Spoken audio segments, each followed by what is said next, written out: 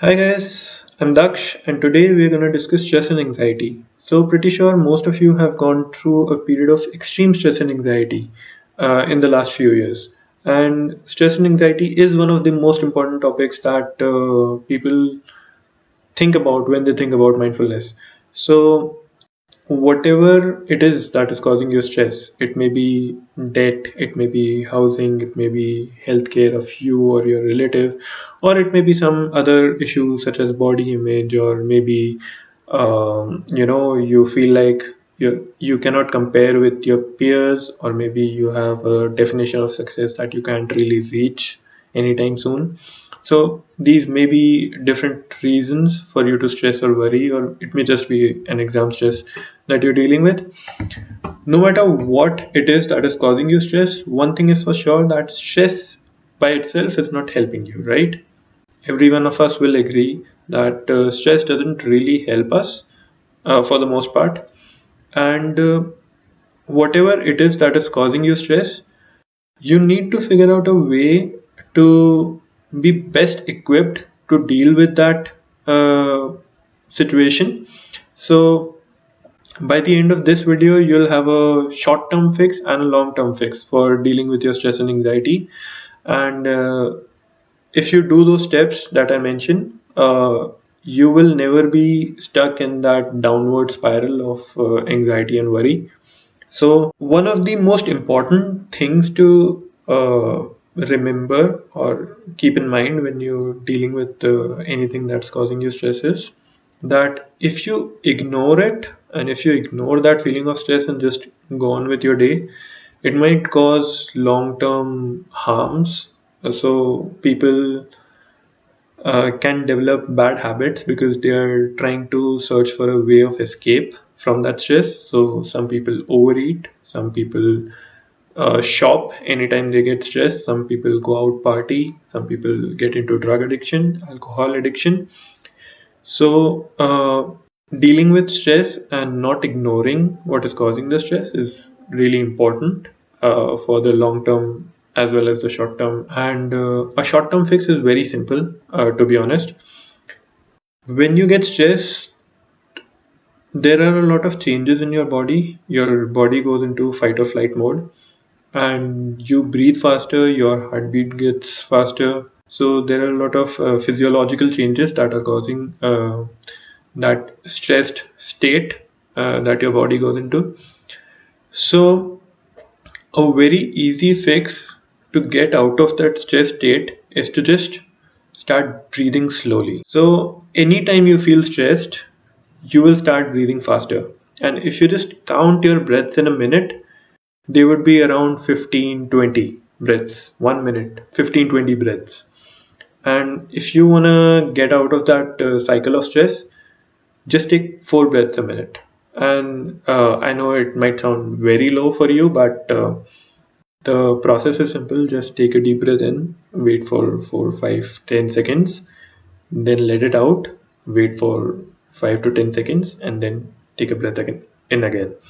And 4 breaths, 5 breaths a minute, you will realize that you are completely out of that stressed condition that you were in. And this short term fix always works because it changes your physiology, it changes your breath rate, it changes your heartbeat rate. Your heartbeat slows down, your breathing, obviously, it just goes down to 4 breaths a minute. So anytime you feel stressed, this is a short term fix and it will always work. And for the long term fix, I know most people stress about things that are outside of their control, and which they cannot do anything about.